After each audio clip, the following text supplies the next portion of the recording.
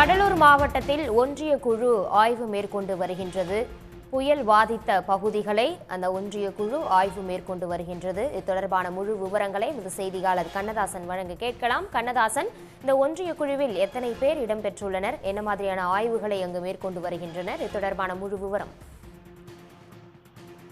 Angel புயல் மற்றும் வெள்ளப்பெருக்கின் காரணமாக கடலூர் மாவட்டத்தில் ஏற்பட்டுள்ள பாதிப்புகள் குறித்து ஆய்வு செய்ய மத்திய குழு உள்ளனர். இவர்கள் தற்போது பண்ருட்டி அருகே உள்ள பகண்டை பகுதியில் ஆற்றின் கரை உடைந்ததை ஆய்வு செய்ய துவங்கினர்.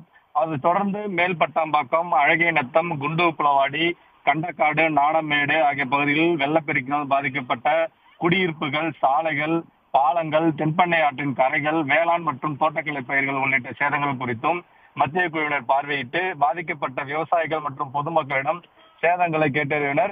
இக்குழுவில் மத்திய உள்துறை அமைச்சின் இணை செயலாளர் ராஜேஷ் குப்தா தலைமையில் 7 பேர் வந்துள்ளனர்.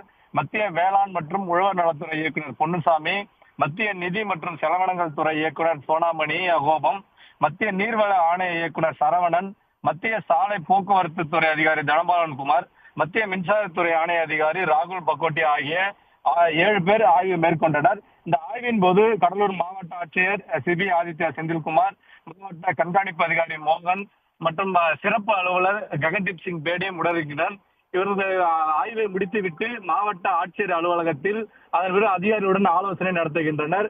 மேலும் இந்த பாதிப்புகள் குறித்து கடலூர் மாவட்ட பாதிப்புகள் குறித்து தொழிலாளர் நலத்துறை அமைச்சர் சி வே கணேசன் அவர்களும் மத்திய குழுவிடம் தற்போது ஒரு மனுவை அளித்து உள்ளார். இந்த மாவட்டத்திற்கு உரிய நிவாரணம் உடனடியாக வழங்க வேண்டும் எனவும் கோரிக்கை வைத்துள்ளார். விரிவான தகவல்களுக்கு நன்றி கண்ணதாசன். உடனுக்குடன் செய்திகளை தெரிந்து கொள்ள சன் நியூஸ் பெல் ஐகானை கிளிக் பண்ணுங்க.